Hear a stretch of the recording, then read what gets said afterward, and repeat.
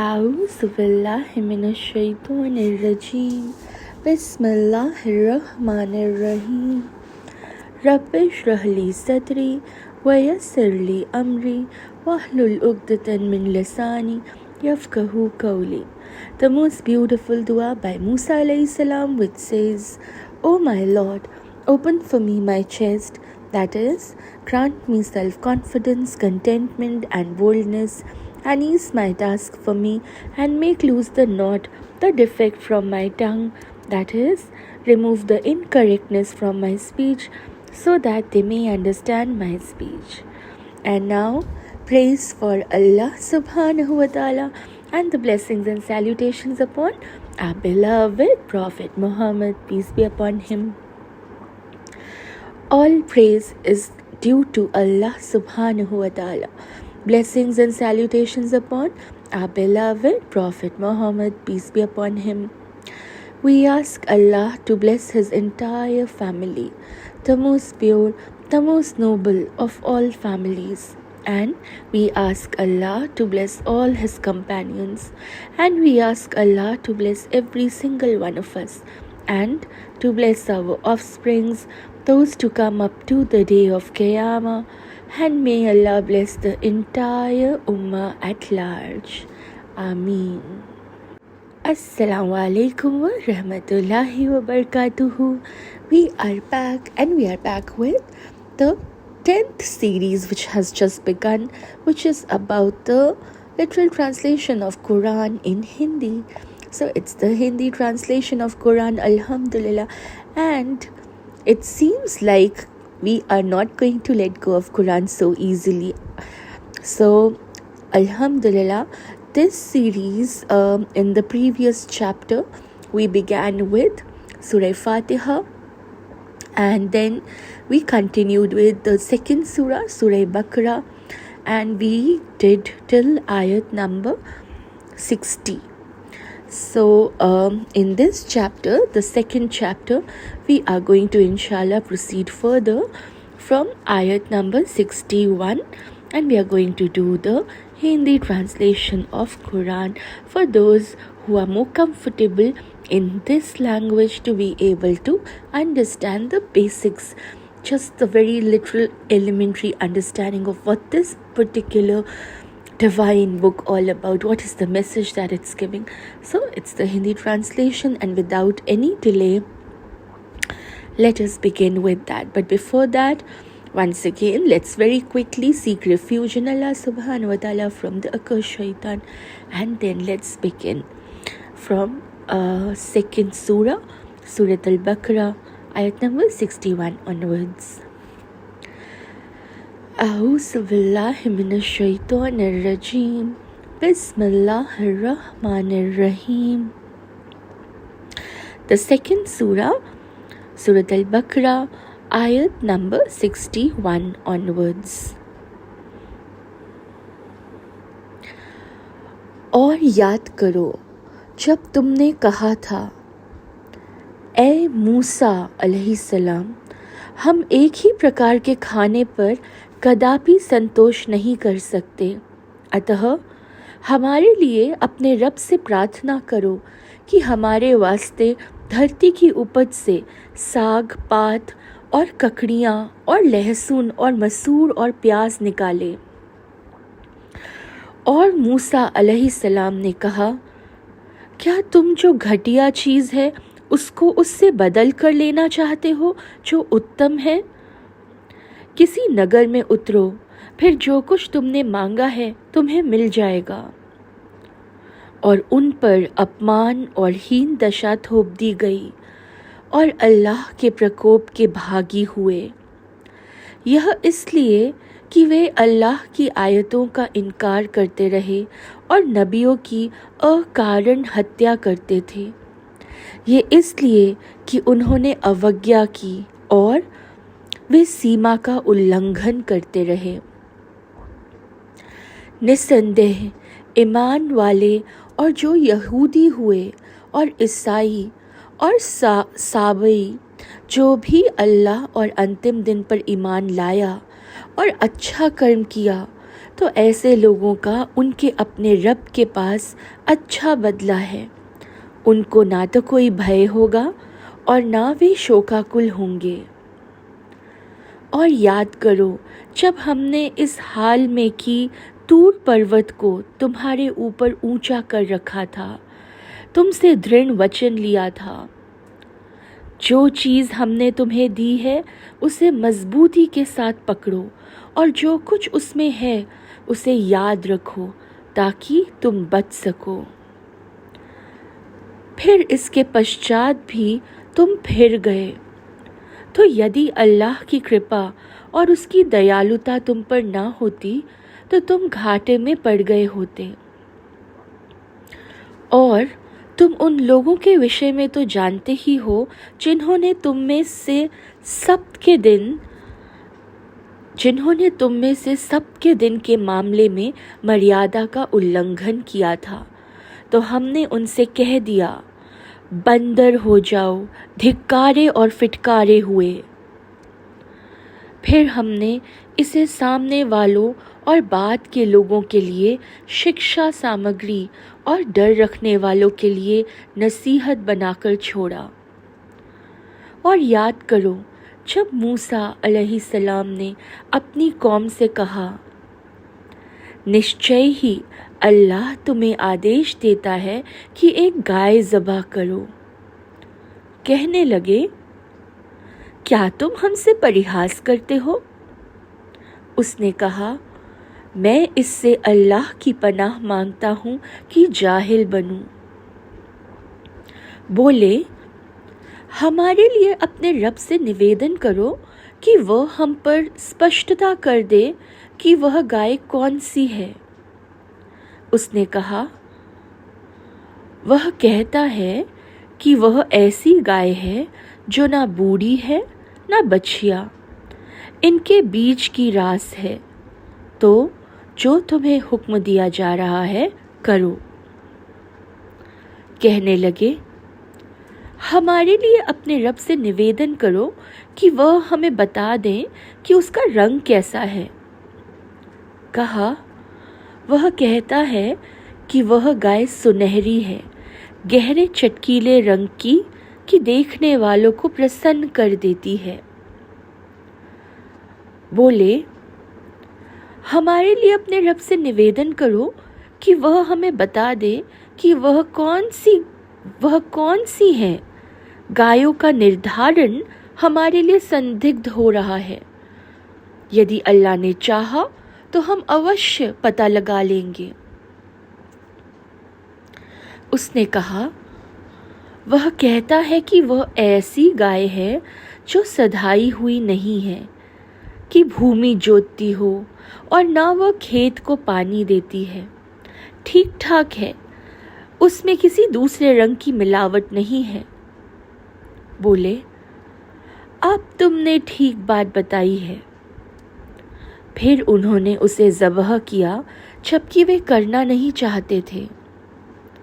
और याद करो जब तुमने एक व्यक्ति की हत्या कर दी, फिर उस सिलसिले में तुमने टाल मटोल से काम लिया, जबकि जिसको तुम छिपा रहे थे अल्लाह उसे खोल देने वाला था। तो हमने कहा, उसे उसके एक हिस्से से मारो। इस प्रकार अल्लाह मुर्दों को जीवित करता है और तुम्हें अपनी निशानियां दिखाता है ताकि तुम समझो। फिर इसके पश्चात भी तुम्हारे दिल कठोर हो गए तो वे पत्थरों की तरह हो गए, बल्कि उनसे भी अधिक कठोर, क्योंकि कुछ पत्थर ऐसे भी होते हैं जिनसे नहरें फूट निकलती हैं, और कुछ ऐसे भी होते हैं कि फट जाते हैं तो उनमें से पानी निकलने लगता है, और उनमें से कुछ ऐसे भी होते हैं जो अल्लाह के भय से गिर जाते हैं, और अल्लाह जो कुछ तुम कर रहे हो उससे बेखबर नहीं है। तो क्या तुम इस लालच में हो कि वे तुम्हारी बात मान लेंगे, जबकि उनमें से कुछ लोग अल्लाह का कलाम सुनते रहे हैं, फिर उसे भली भांति समझ लेने के पश्चात जानबूझकर उसमें परिवर्तन करते रहें। और जब वे ईमान लाने वाले से मिलते हैं तो कहते हैं हम भी ईमान रखते हैं, और जब आपस में एक दूसरे से एकांत में मिलते हैं तो कहते हैं क्या तुम उन्हें वे बातें जो अल्लाह ने तुम पर खोली बता देते हो कि वे उनके द्वारा तुम्हारे रब के यहाँ हुज्जत में तुम्हारा मुकाबला करें? तो क्या तुम समझते नहीं? क्या वे जानते नहीं कि अल्लाह वह सब कुछ जानता है, जो कुछ वे छिपाते और जो कुछ जाहिर करते हैं। और उनमें सामान्य बेपढ़े भी हैं जिन्हें किताब का ज्ञान नहीं है, बस कुछ कामनाओं एवं आशाओं को धर्म जानते हैं, और ये तो बस अटकल से काम लेते हैं।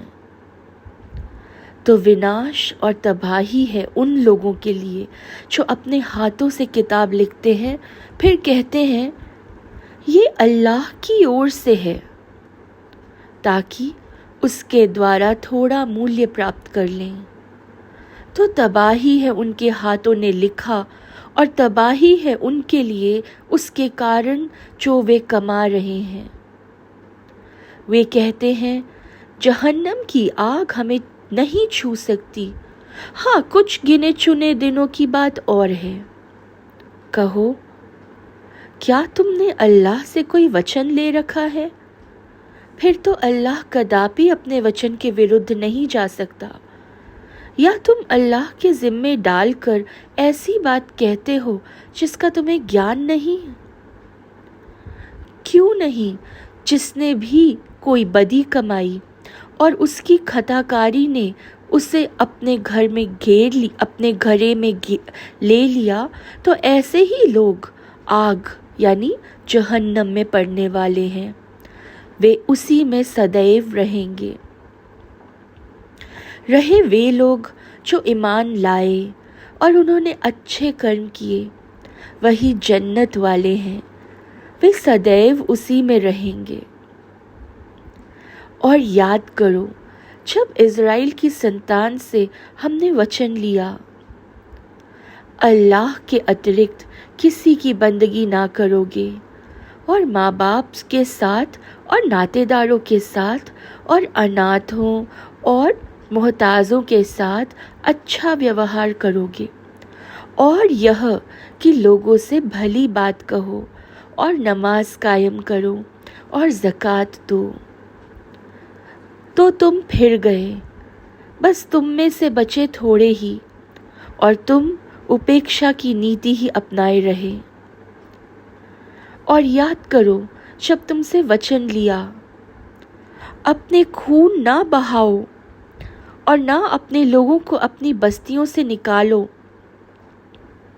फिर तुमने इकरार किया और तुम स्वयं इसके गवाह हो। फिर तुम वही हो कि अपने लोगों की हत्या करते हो और अपने ही एक गिरोह के लोगों को उनकी बस्तियों से निकालते हो।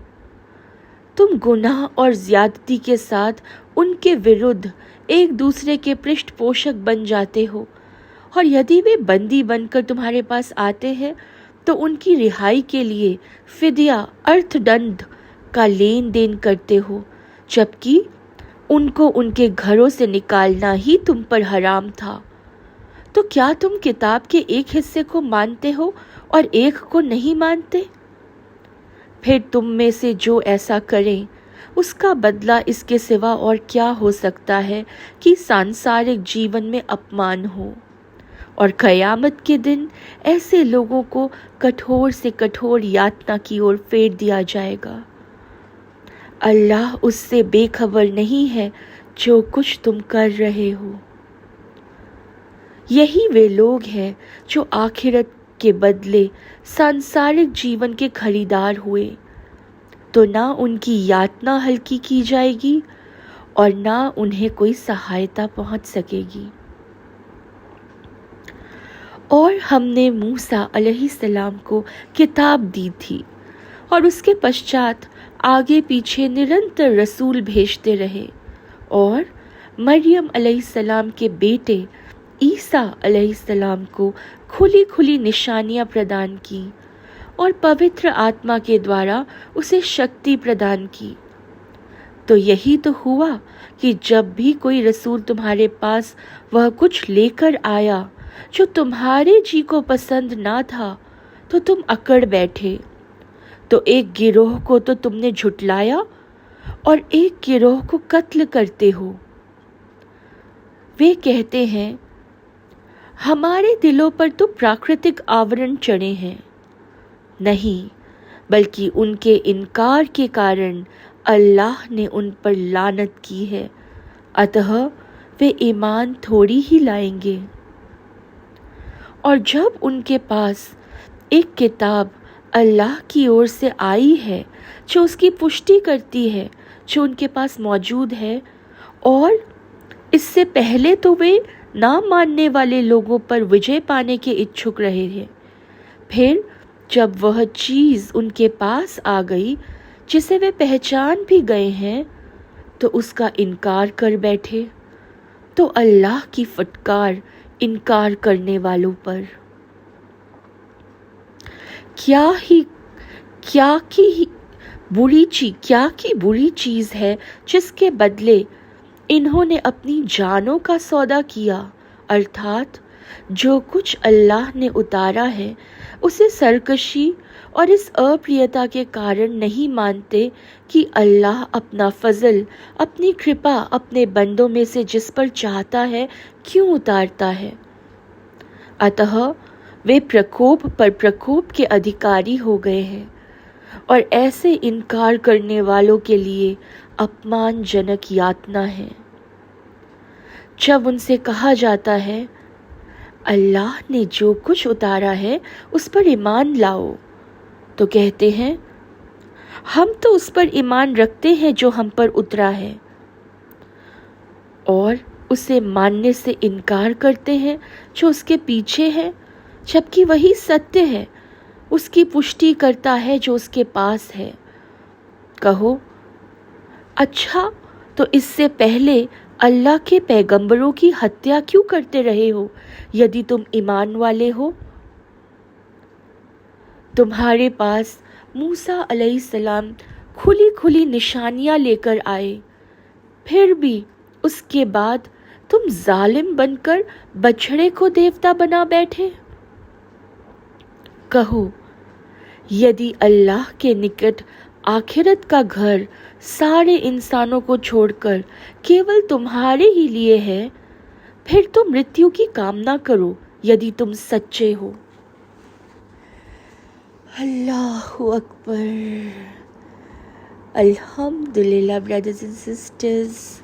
So we have completed, Alhamdulillah, till ayat number 93 of Surah Baqarah. So from ayat number 61 onwards, we completed today till ayat number 93, and Alhamdulillah, as we see so very clearly, we can see the warning, the guidance, the instructions which have been laid down by Allah subhanahu wa ta'ala in this book of Quran. In fact, we see that through the examples of the children of Israel, Allah subhanahu wa ta'ala demonstrate how that spiritual oppression unfolds among the believing community. And it starts with that ingratitude. In fact, there are three primary areas of ingratitude which are highlighted here. The first one was ingratitude for the blessing of worshipping Allah by the worshipping of the calf and wanting to see Allah. Second was the ingratitude for food, for land, the drink, and that resulted in the anger of Allah and worldly humiliation. And the third was ingratitude for the sanctity of monumental sacred rituals such as Sabbath. In fact, we also see that the ayats which follow afterwards, there Allah follows these ayats by dwelling deeper into the psychology of those who are ungrateful, and He describes how excessive questioning was employed by these children of Israel with that intention of finding out the religious responsibility of slaughtering the cow. And he also then demonstrates how the hearts can grow so insensitive to the fear and to that awe of Allah. And we also saw how he shows how some of them so intentionally distort the meaning of revelation, and they also withhold the information to transform the religion because they want to just make it fit to their own lowly desires, to their own baser desires. And another group remains ignorant of what is detailed in the scriptures, thereby purely relying on the imagination and assumptions in order to determine what Allah subhanahu wa ta'ala wants. We also see how Allah elaborates on the nature of His covenant and how they can be broken. In fact, He portrays all the examples of how this happens. First of all, by only using parts of the sacred law that give oppressor an advantage over the oppressed, and then ignoring the other parts which require one to give up the worldly possession. The other example is killing and lying about the messengers who do not support one's lowly or baser desire.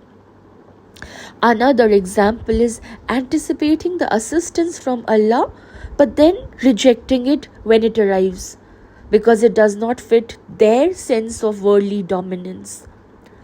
Another example which Allah gives is where it's only accepting older revelations and rejecting the current revelations of Quran.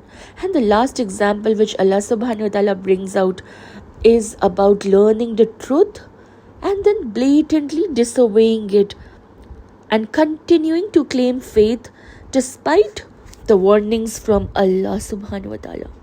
So Alhamdulillah, absolute clear-cut guidance, clear-cut warnings that we see have been laid down here. So with that, we close this chapter of the literal translation that was done in Hindi of Quran, and we did it till ayat number 93. Ayat number 93 of Surah Baqarah. Inshallah, in the next chapter, we'll proceed from ayat number 94, and we'll see then in Hindi translation what else is bestowed and what else is guided through these particular ayats. Till then, take utmost care of yourselves, keep everybody in the du'as, and inshallah we'll meet again and we'll learn and reflect again upon these beautiful guidance which has been bestowed to us through Quran. Till then, Assalamu alaikum wa rahmatullahi wa barakatuhu.